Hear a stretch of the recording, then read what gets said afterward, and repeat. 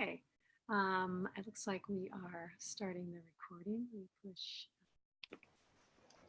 Hi, this is Athena Starseed and Elitam Elohim, and we are doing our Star Body Activation 7-day retreat lecture series. And we now have two. One is on 11/11 in November, and that's going to be until the 18th. And the second one is 1 week later, which is the 25th through Thanksgiving week. Zero food. Yes, just prana. And that ends on December the 1st. So I'm going to go ahead and pray us in, and then we're going to get started. And today's like really juicy topics I'm really excited about today. So let's all breathe together. Inhale. Exhale. From the point of light within the mind of God, let light stream forth into the minds of men. Let light return to earth. From the point of love within the heart of God, let love stream forth into the hearts of men and women. May the Christ consciousness return to earth. In the center, where the will of God is one, let the center guide the little wills of men and women, the center which the masters know and serve, and may it seal the door where evil and doubt dwells. May the plan of love, light, and power restore heaven on earth. Archangel Michael, Gabriel, Uriel, Raphael, Father Sky, Mother Earth, from the point of light that connects us all, please be here in the sacred circle of light. Allow us to be a clear channel for all the souls that are listening and the omnipresent I am we. Love, love, love. Amen. We're in. Amen. This is so wonderful. And it's so good to be living this pranic journey, as we call it, the pranic light body journey. And it's more than just a goal that we're seeking or a destination. That's not what it is at all. It's a continuance of a lifestyle. Now, why do we say that? Because every time we breathe in and out, we can do that ability without even thinking about it. And when we do that, that's our connection to this realm that we're in, that's giving us so much power, so much strength, so much animation. But the average person just don't think about the power that's coming out of that relationship of just breathing, being connected with nature, because that's what we are, nature. So this is wonderful, again, just living this lifestyle. Now, when I was in India, I said something to them because there's a word called pranayama. And pranayama means breath exercises. And I said to a group, and in their culture, they all kind of know the foundation because that's part of their culture. And they're a group of businessmen and doctors and stuff. And I said, you know as well as I do, if a practitioner takes up pranayama, breath exercises, they can transform themselves. And all of them looked at each other and said, you're right, Ellie Tom. That's the power of breath when a person comes into it consciously, even though all of us is doing it unconsciously without thinking about it, that connection with this realm that we live in. This is wonderful. Any thoughts on that? Yes, I think that the breath, when we were talking about the turtle the last session, they breathe 3 times a minute. They live 150 years. What are they doing to be able to extend their life and to be able to be in that patience? And we use turtles as an analogy. Don't be like the turtle in the hare where you're the hare and you get there too fast or you get there too late because you're running your life so short, you die at 33. And you're saying, take the breath slow, realize there's consciousness and energy in the breath. It raises your consciousness. It raises your lifespan. It raises your level of awareness to solve problems. And that's what I want to talk about today is problem solving in respect to, here we go, adversity. We have 3 words I want to talk about. Integrity. What does that mean? Truth, which is relative, but let's say there is an ultimate truth, being integrity with yourself. And then celibacy, because I've had people come back with different definitions. And of course, there's all these ways to God because God is inside. But what do you feel about integrity? What does that mean to you? And how can we stay in it? Oh, wow. Integrity is awesome. And I'm so glad that when me and you were talking about it in that one video that was showing about the guardsman, and he was told not to let nobody come through this gateway. And no matter how many people came to him, he had his orders not to let nobody go through the gateway because that's what his master told him. But even though people of importance started coming, you know, importance of the world, he didn't let that one bit move him off of his orders on what he's supposed to do. That integrity on basically when you're carrying out a truthfulness, a faithfulness of a commitment that you're making, to stay integral with it. So even when I teach on the Breatharian process on the word consistency, I use stay consistent with the meditation. That's also using integrity so that you can see the fruits come up, or so that you can stay in a certain vibration or frequency, because that's what it takes. Because when you're dealing with energy, whether if it's negative or positive, that's how we look at it, but energy just loves to move. It ain't looking at it as negative or positive, but we have to understand that. So that's why we need to pick up this integrity, and it can be developed, you understand? So the more you stick with it and develop this integrity, so that you can not only go into another frequency of consciousness, but to maintain it is going to take integrity and consistency. Okay, so for me, I agree with that, and I want to add to that for me, I feel integrity is about becoming whole. Something integral Right. is whole and complete. And I'm thinking about the number 9. Okay, and stay with me. 9 is an integral number. Right. It's going to go back to 9, no matter where you're at. 1 plus 9 is 10. It's going to go back to a 9. It's resolving itself. It's complete. When you're complete and you know you're God and God are you and you're one, aham brahmasmi, atam brahman, we're one. When you know that that's integral, you understand the universe is loving itself. It's helping itself. It's healing itself. It's not fighting itself like cancer or slandering itself like trolls on the internet. It's not against itself like two lovers fighting. It's two hands praying. It's the body and the mind knowing that there's a communion happening. There's no fractions that are, like the crystal crack. This is what we're talking about. Right. Dark crystal. When we get fractured, we fight outside with other people. When we get fractured, we're fighting inside of ourselves. When we get fractured, our cells are fighting on microscopic levels. Right. Absolutely. That's why as we're dealing with this consciousness of becoming one with it, there is no enemies. All is of the source. Right. And that's the way we have to start training ourselves to see things. And these things that we used to call negative, first of all, it's the source, it's you, and it's there for your help, there for your development to resolve that crack. So you don't need to go and fight against yourself. That's not how you solve it. You look for the highest possible means so everything could grow up out of that, because the universe is user-friendly. That integrity, again, bringing everything into oneness. And it's a beautiful thing when you start seeing this, because not only you see yourself developing and growing, and there is a thing called learning from your mistakes. So on one level, how the universe presented it to you, it could have seemed like a mistake if you were still in that last realm of thought, but it was presented to you to show you what you need to work on. What is your strengths? What is your weaknesses? So you could go more into the light and become whole, become integral again. So I love that on how you presented that. Beautiful. I think it's important because you talked about in the New Mexico video, which I just watched twice. You guys, it's really great. I should put a link underneath this video to watch that. That we're in degrees. We're constantly in degrees. So let's say that integrity at 16 is different than integrity at 20, that is different than integrity at 50, and it's different integrity at 88. And so you're constantly completing yourself. Right. And every person you meet, like you said, when you look down and you see this homeless person and they gave you directions because you were lost, that's God. Right. That's God. And if you see somebody accusing you of something, that's also God. That's God pointing us in and up as a redirect to refine and define our divine. Absolutely. And it's so wonderful when you can see with that type of vision. Right. See, that shows right there that you're picking up that consciousness of the oneness consciousness, the oneness frequency. And when you can start seeing that, everything becomes lovely.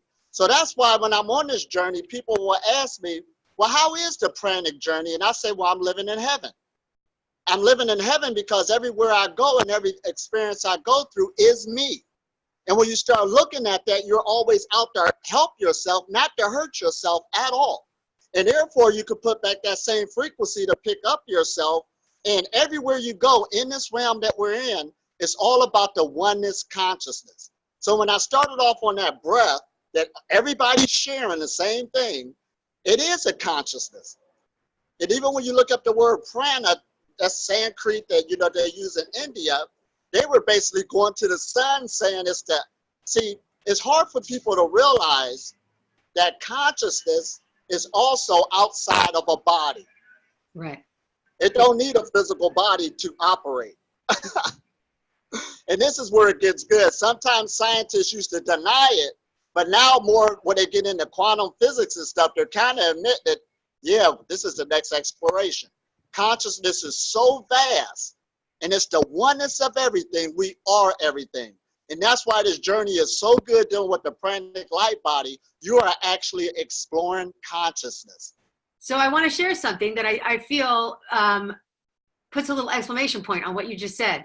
People come to me, I'm an intuitive reader at the Mystic Journey, and they're like, my boyfriend cheated on me, or my boyfriend hurt my feelings, or I'm not happy with my wife, whatever. And I have to constantly take them into a meditation, have them breathe, redirect, and say, I want you to imagine sitting in a movie theater. I want you to imagine casting all the characters of your own life. Now I want you to imagine writing the script for the characters to come in. And as your main point of collective focus is yourself, you're still the playwright, the antagonist, the protagonist, the chorus, the set design, the seats, and the audience. Now, when you watch that, what is the gift the protagonist character is giving you so that you can breathe in the consciousness to know how to receive it as a gift and turn that wound into wisdom? So some of these people that are coming in are looping because they don't want to pick up the narrative and say, yes, I'm 100% responsible for creating my entire reality. Now, when you say that, you have to understand the flat tire, the divorce, the disease, the rainforest. The pool guy came over today and he said, God, it's so clear here. At my house, it's totally windy. They're going to shut the electricity down. I said, what were you thinking when you found out that fact? And he goes, what? I go back to your mind. What were you thinking? And he goes, I was thinking, I don't want to go to work. I don't like my job. And I go, well, I wasn't thinking anything. And I looked up and the weather was clear and I walked away. And he was like doing the pool in his Zen way going, I wonder if my mind affects the weather. Right. Right. That's awesome, ain't it? Oh my gosh. And see, this is why this is so great too. When we're dealing on this exploration of consciousness, it's an experience. And that word experience is a whole nother ball game. We can read books, we can do all this other things, but to have that experience as we're going through this is a whole nother ball game. Now, going back on what you're saying, basically dealing with these couples, and they're talking about the playwright that they're basically doing. You're all the characters, you're writing your story. Now, listen at this. I was just in Florida where I was with a more mature group, and all of them either went through some type of divorce before or stuff like this, breaks up of relationships. And all of them where they at now realize it was a gift that they learned so much out of that. And they kind of thank the person for it. They're not mad at them at all. Now, as they was going through it, and you can't see that far, boy, that person seemed like they're the devil. This person just go against everything I'm saying and all of this other stuff. But as you move on through these life experiences, wow, that was a good gift that I learned to expand me and make me more whole, that I'm glad I know this now. So that's why when I tell people when they're going through life experiences, if you had a time machine to go back to certain events and you knew you were going to get through it without a shadow of a doubt, you probably wouldn't be crying or shaking like you were back then. You'll probably be doing your nails because you know the next part. Oh, I'm about to go through this. So that's why when you're living your life now, you know that the universe is user-friendly. And this is why I tell people I'm basically living in a high state of consciousness of heaven, is because when I'm going through life situations, and I've seen myself go through so many in the past and I got through it, all I'm required to do is learn, grow, and I'm excited to see how consciousness is going to open up the next door. This is wonderful. And your development just keep going and going, and it don't end. The light is so vast on what it has to offer us. Like I said, it don't need a physical body to operate. It extends outside of us. So let's go into because we're talking about integrity, we're talking about truth. And when you're following your own inner truth, this is about levels of gradation. So some of the people that are coming on the retreat, They have to follow their own truth. Can they come and expect to give up food 100% of the time? Maybe not. Maybe that's not honest for who they are. Other people, maybe they've dry fasted. Some people have taken other breatharian processes before, 2-3 times.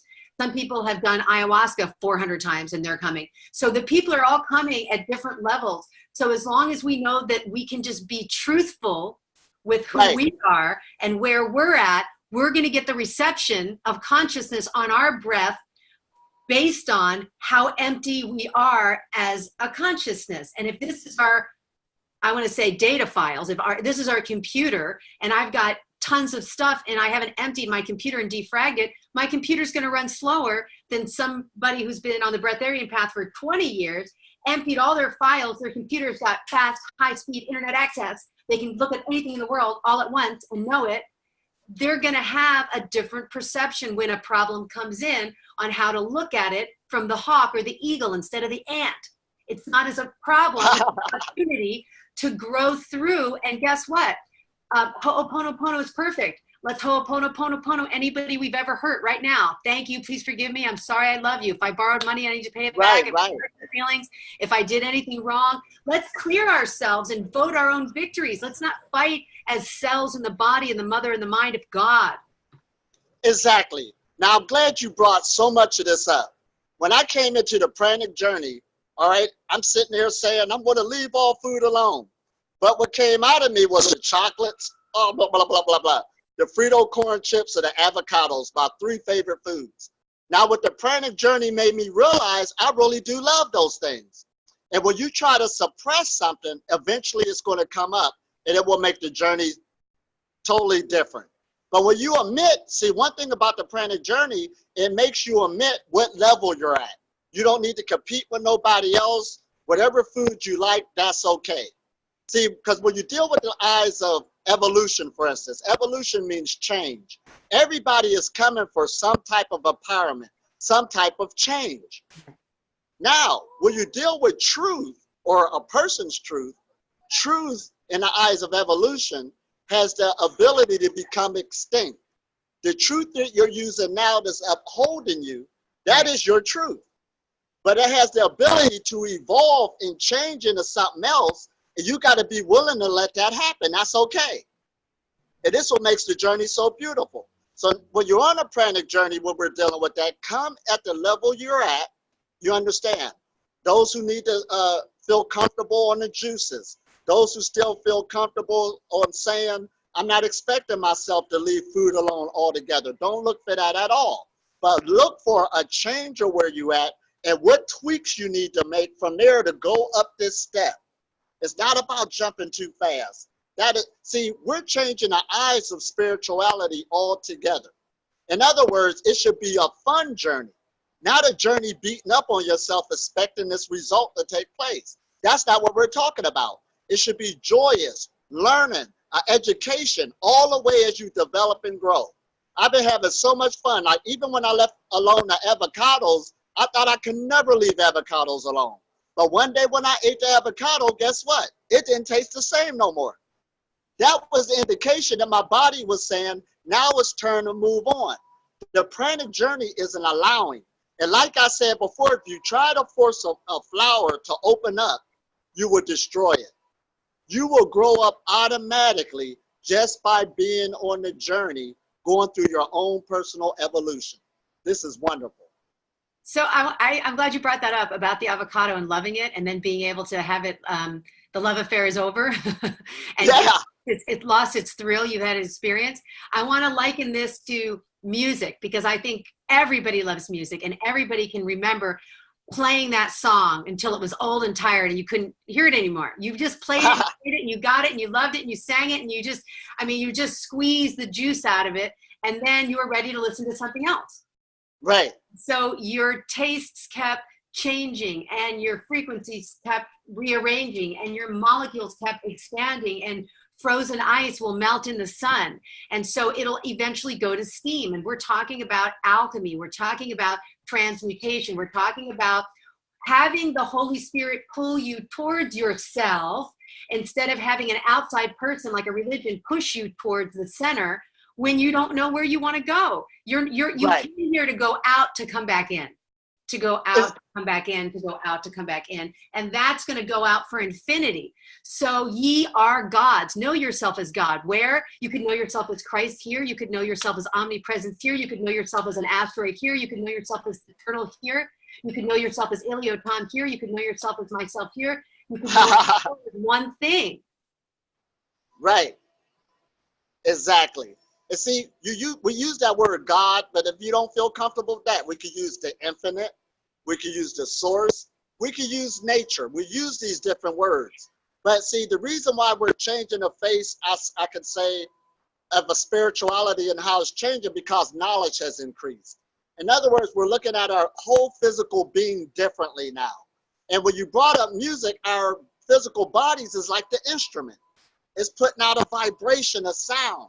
And everybody do experience this expansion of consciousness at times where you get to know things you didn't know before. That comes into the instrument. But now we're getting into when you're dealing with the pranic journey, and since our physical body is this instrument on how to maintain that vibration. That's why we started out talking about integrity. We started out talking about being consistent and making these little minor changes slowly, not a big jump, so it can give off another type of music.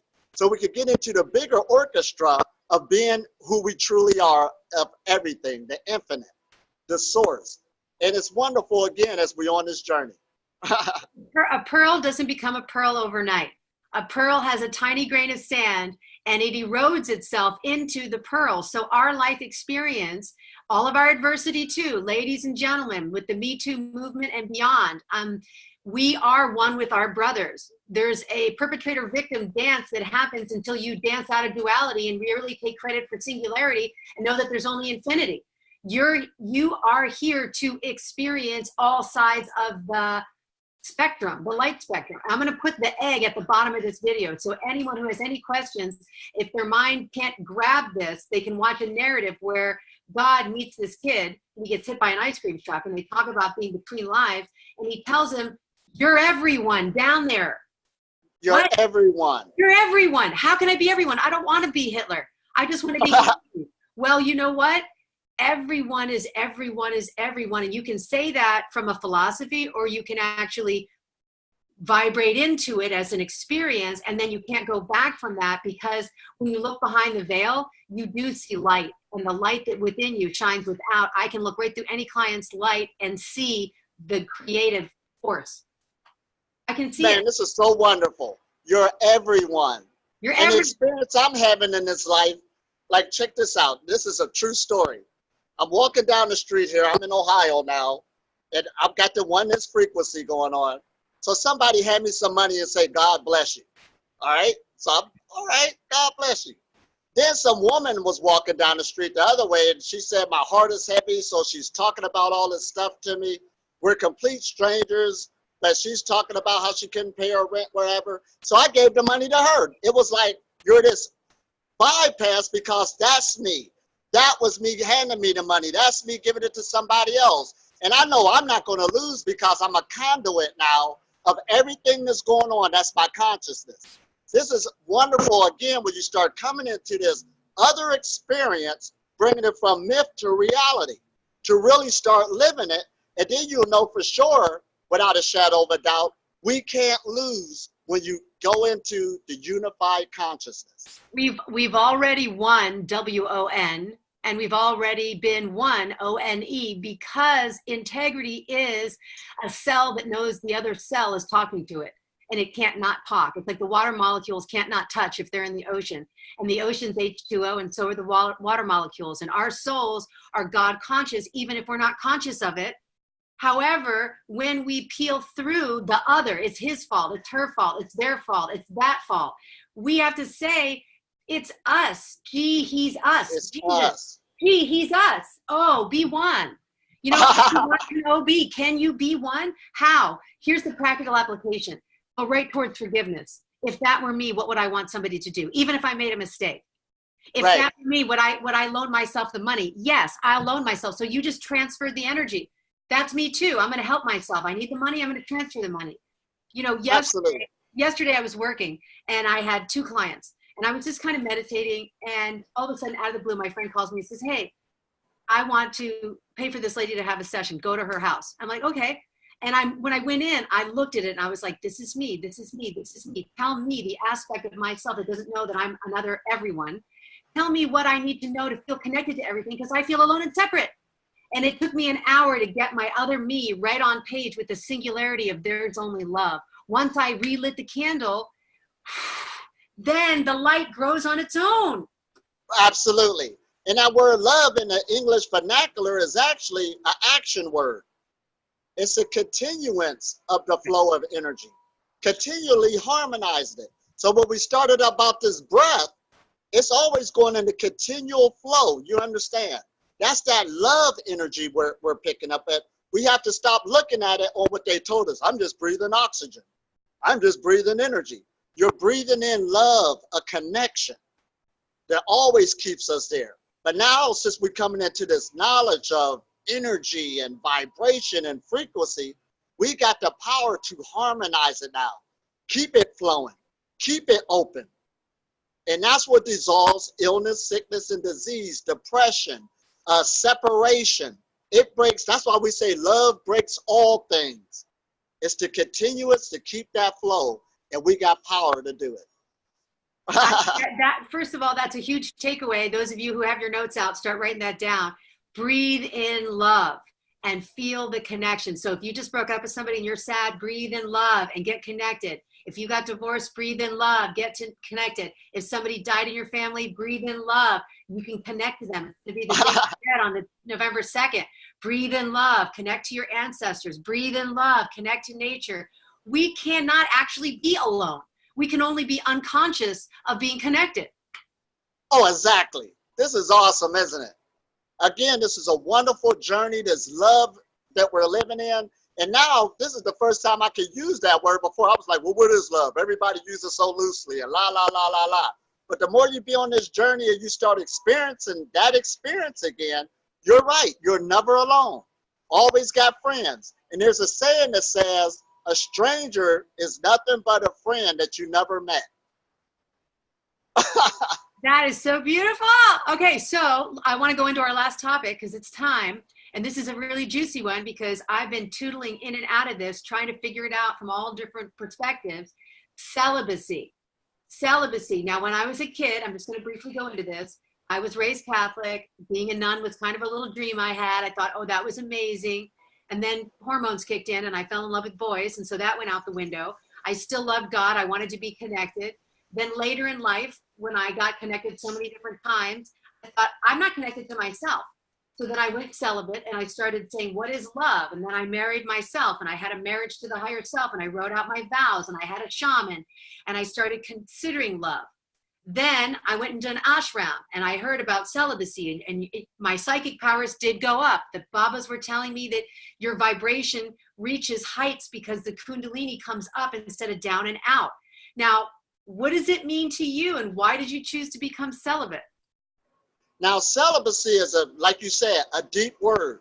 And in the Sanskrit or India, they use a word called brahmachari. Brahma means the ultimate, chari means the path. Because the reason why they call that the ultimate path, because sexual energy is one of the strongest forces around. We're here because of sex. That's why we're sitting here. Every life form you see. But there's a saying that says on the spiritual path, you have to be born again of the sexual waters. So that's why they got the celibacy in mostly all the branches of some type of religion or spirituality. And it's called the seventh island because many people don't even want to take that journey for number one. And they call it the seventh island because it's easy to get to the first island of diet, exercise. You can swim to those. But the seventh island means there's one that's way out there. Sharks is around it. All this stuff. So it's only a few who will make it there. You understand?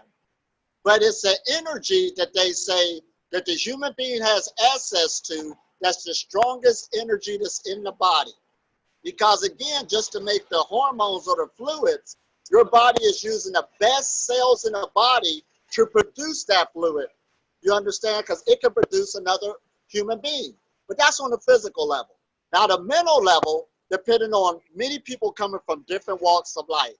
Some people got more libido than others, if they want to say it. And some people have a strong sexual energy and they probably think something is wrong with them because they've never been taught what sexual cultivation is or sexual energy. Plus, we live in a society where sex sells.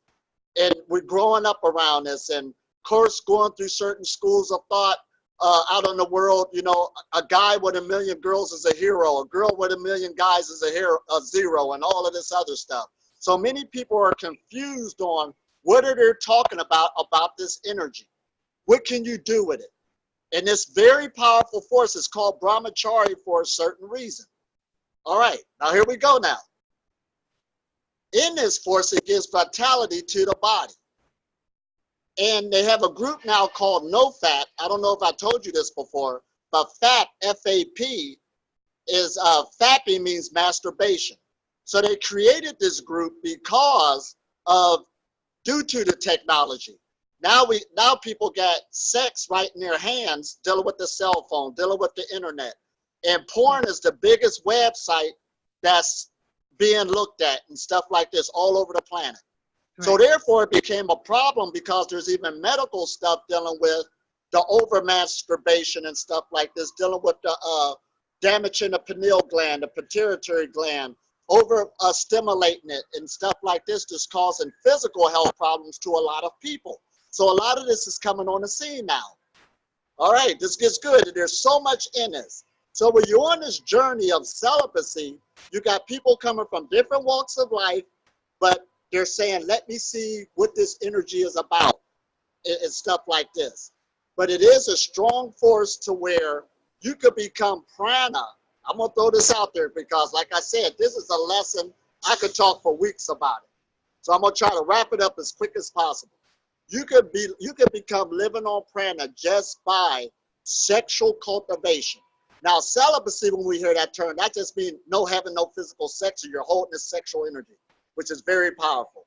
Okay, wait. Let's go into that for just a second. So what about kissing? What about fondling? What about hugging? What about sleeping together? What about touching? Do you still engage in that? Is that still being celibate? Well, there's a thing that they made up called tantra sex. Now, tantra does not mean sex at all. It just means a method.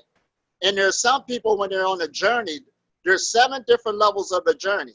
And there is a journey where even married couples could be on a celibate path, but they go into tantra sex, and that just means you don't engage in having an orgasm. That's the whole key, not having an orgasm, but they still like the cuddling, they still like the kissing, they still like the touching. Then the highest level is renunciation, and that's when a person even don't engage from that, and that's when you're really dealing with the fullness of your energy, because there is a saying that says, don't play with fire. Okay, because I was going to bring that little fire question up because, you know, there is a line where once the engine starts going, you know, you have all the best intentions in the world. Like right now, I have been celibate for, you know, half a year again, and I'm excited. My energy is coming back. I feel younger. I'm feeling some health issues. I have access to more consciousness. I'm not as needy. My jealousy is falling away. It's a work in progress, but it's going down.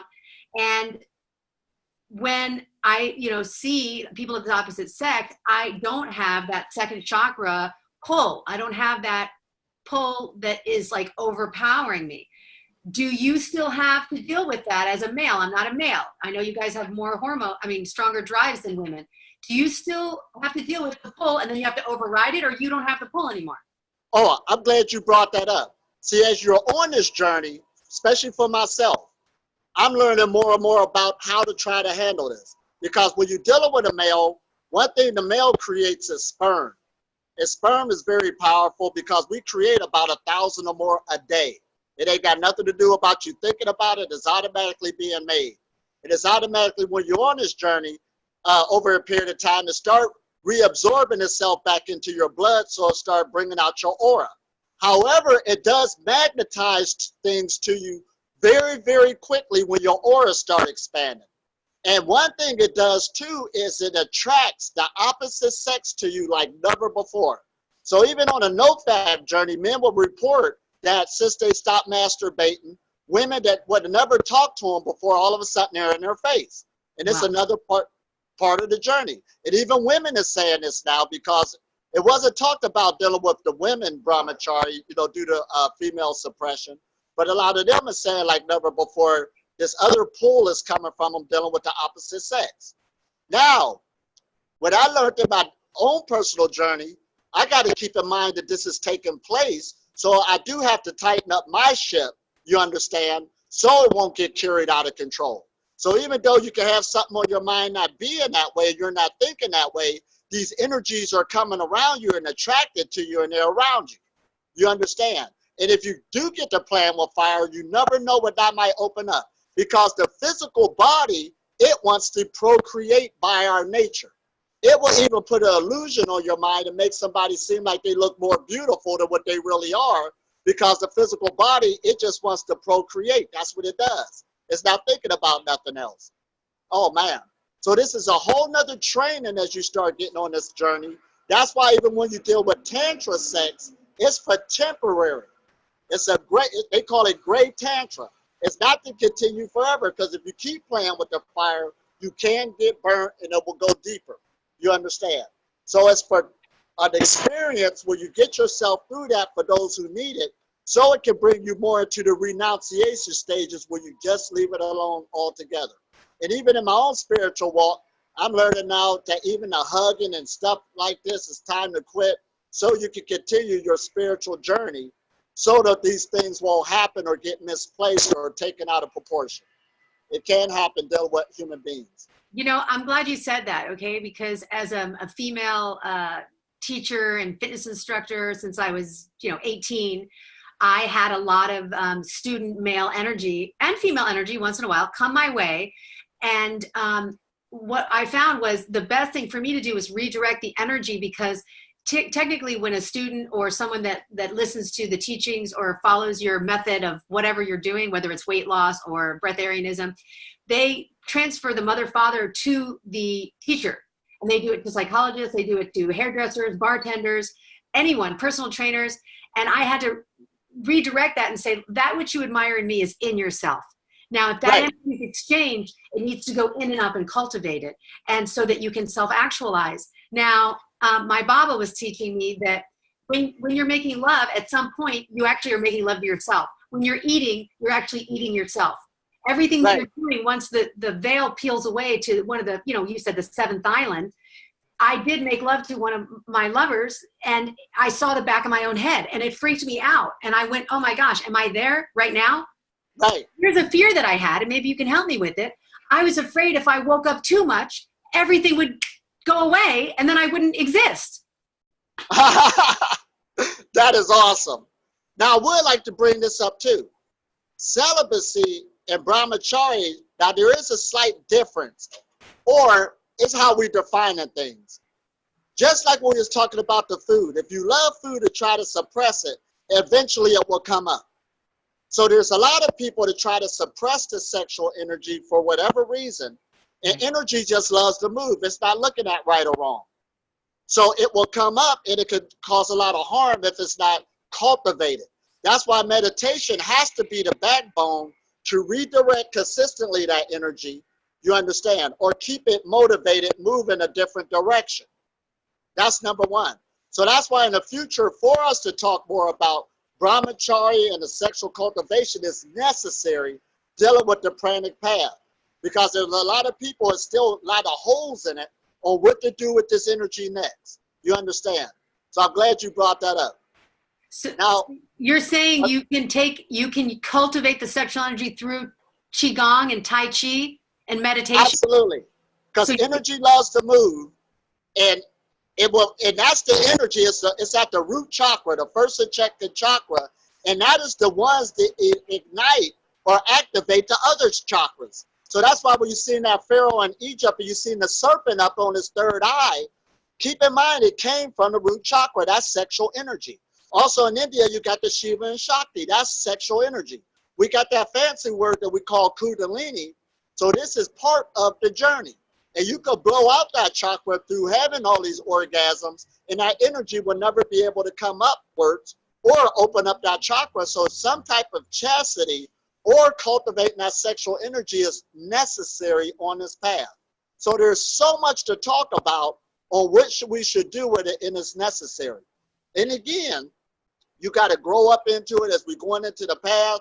And like I said, the highest level is renunciation, when you got to grow up and really stop playing the game altogether, because there's so many different energies out there and manipulations of your own mind. That's what it is, because everything is you. Right. But the body is just seeking. Energy loves to move, but we got to understand that the serpent just represents power. It don't represent good or evil. Yes. I'm glad that you brought that up. And I'm also glad that you brought up the difference between renunciation and celibacy and brahmachari, because I do think that people like myself say I'm celibate, and that's for long periods of time without going out, without a partner, without sexual energy, intercourse, specifically intercourse, releasing with an orgasm. Now, when you start moving up spiritually, you do enjoy your own field and you do enjoy your own energy. So you, instead of just taking a break from partnerships, actually choose your own energy over mixing your energy. Now, when you go to renunciate, which I hear you're saying you weren't a renunciate, but you're considering being a renunciate to stay even like higher. You want to keep going to the next level. Is that right? Exactly. Now, are you saying that, like, let's say people want to do the retreat and they say, I don't want to give up sex. Can I still be a breatharian and want to be married and have a partner? Oh, absolutely. Because even when you deal with the word brahmachari, this is why it's so different than just celibacy. Okay. See, there's 4 different levels of it. The first level is called the educational stages. See, this should actually be taught to young people. In other words, that's saying from to a certain age of 25, you should be trying to find yourself, find your knowledge, to grow, to educate yourself, to have life experiences before you lock yourself into those type of relationships. You understand? Because once you have that baby or these other experiences dealing with sex, it's going to dictate where your life is going to go. There's many people's lives is going a certain way due to not being educated, at a young age on how they spent their sexual energy. So when you want to do things later in life, it's impossible, or it's really hard to, due to how you spent your sexual energy when you were younger. So that's why the first level is from 0 to 25. Those are called the education years. You understand? Now, the second phase of life is called the householder years. Yes, there's people that are saying, I want to have a family. I want to, have children and stuff. You understand? So you're still on the celibate or brahmachari level, but now you're spending your sexual energy for somebody who's also going to give energy back to you. You're not wasting it. It's sort of like you saying you're becoming one with this person to create good offspring, a good family. You understand? Again, that's placing your sexual energy the right way. You understand? It's an investment. Instead of having your sexual energy all over the place, a family here, a family there, chaos here. You understand? So now we're seeing how important it is to direct the sexual energy and how it goes along with your life. You understand? Then it's just like I got one son, knock on wood, but the reason why I ain't had no more because I couldn't afford no more.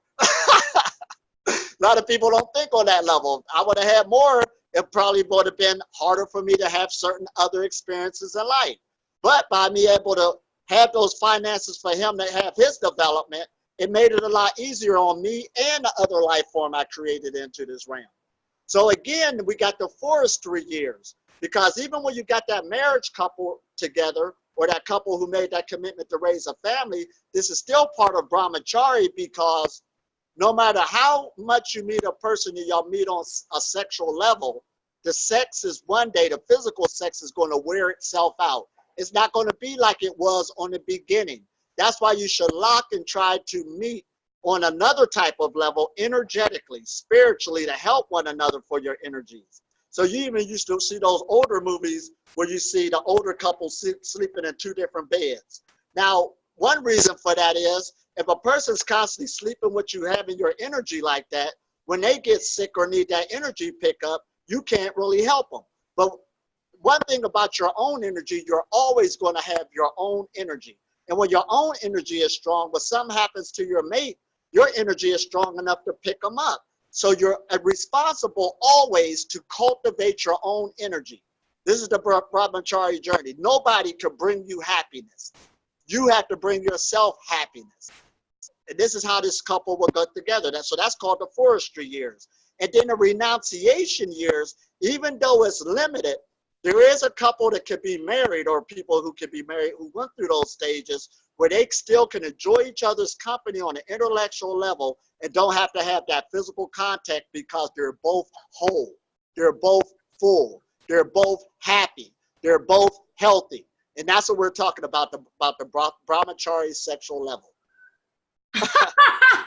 That is like so amazing. Okay, so I mean, I feel like we covered it. I mean, we went through integrity, which is becoming whole, and remembering that you are the universe and the universe is you, which brings to that breath, that when you breathe and you slow the breath down and you sit under the tree and you realize that nature is everywhere, in the cities and in the fields and in the rivers and in the oceans. Oneness, integrity, becoming whole again. Then we talked about truth being relative, at a meat-eating diet, a vegetarian diet, a vegan diet, a raw food diet, a liquiditarian diet, just a water or ... breath diet. That those are gradations of truth, and that everyone's truth is relative to their perspective of their vibration in the harmonic field of love. And the last thing we talked about was celibacy. And you went through 3 different ways. Celibacy, where you're just abstaining. Brahmachari, where you're actually knowing why you're abstaining. You're cultivating your own inner marriage. That's like what Christ said, marrying with God, the bride and groom together, cultivating that autonomy to realize the self. Then you have complete renunciation, where you actually become that force of the sun, where you feed all life. You love and make love to everything as it is. Absolutely. And keep in mind, brahmachari, another word they give it, is walking with God. Because they're saying that God is that sexual energy, that creative force. And when you're allowing that orgasm, it comes from the word organs, to absorb itself back into the blood continually, your aura keeps heightening and heightening itself. And that's what expands the consciousness and expands the physical body. But of course, it's dealing with that sexual cultivation. And in the future, we're going to be talking more and more about this to help people that's on this path. I love it. Okay, so those of you who are listening, please subscribe to Elitam Elamid's channel. You can subscribe to my channel. This is all about raising your own frequency wherever you're at. And listen, I am a student in this. I'm learning with you guys as it's happening. I'm very excited. Today is my very first day where I had no liquids, and it's almost noon. So this is my first non-eating, non-drinking half a day. So I'm just proud of myself. I'm going to take my time. And like you said, I remember being a smoker, and I smoked until I didn't want to smoke anymore, and then it left, and I've never craved it again. And so the same thing with meat, the same thing with everything. And right now, I'm just where I'm at, being patient, getting ready for you to come here to the city of Los Angeles. Our first retreat is on 11/11. If you haven't signed up, we have a couple spots left. And then the second retreat is going to be the 25th of November to December 1st. We're going to go through our Thanksgiving Gratitude Week. And we're really excited to meet you guys. Those of you who really want to jump in, we love you. Please, if there's anybody out there that wants to reach out, get a hold of us. We have the links below. All right. Ta-da. Ta-da. Okay, I love you. I'm going to turn the recording off. And this is 711. That's awesome. That's like the Christ frequency with angel numbers. So just walk through the gates. Walk through the gates. I love you. Oh, I love you too. Keep up the good work. I'll see you soon. Voila. We're doing it. We are doing it. Beautiful. Wonderful.